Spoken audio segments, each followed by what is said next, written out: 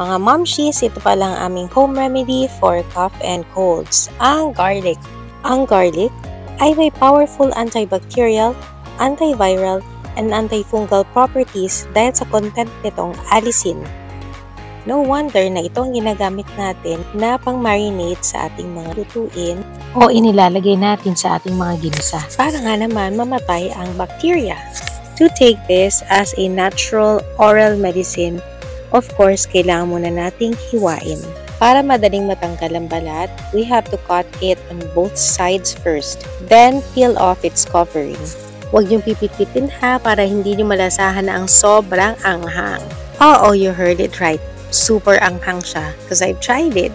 Huwag ding ihalo ang garlic sa lemon or any acids o kaya naman ay lutuin ito para hindi mawala ang allicin content nito. Hiwain ang garlic ng pinong-pinong para mas tolerable ang pag-inom dito. Yes, you heard it right.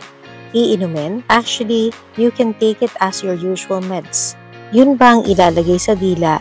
Sabay, iinuman mo ng tubig para malunok ito. Mas mainam na i-take na fluid ay ang electrolyte drink to keep us hydrated. Alam niyo naman, pag may viral infection, ang mga fluids natin sa vessels ay nagli-leak.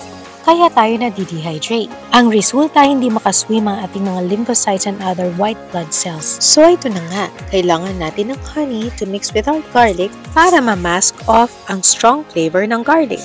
Mag-scoop lang ng honey on a teaspoon and i-mix na with the garlic. Ito na siya, ready to drink na.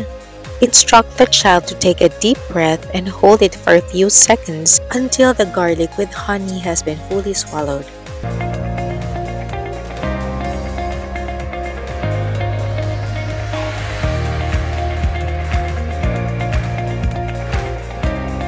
Ayan, done na. Ganun lang yun kasimple. Thank you for watching, momshies!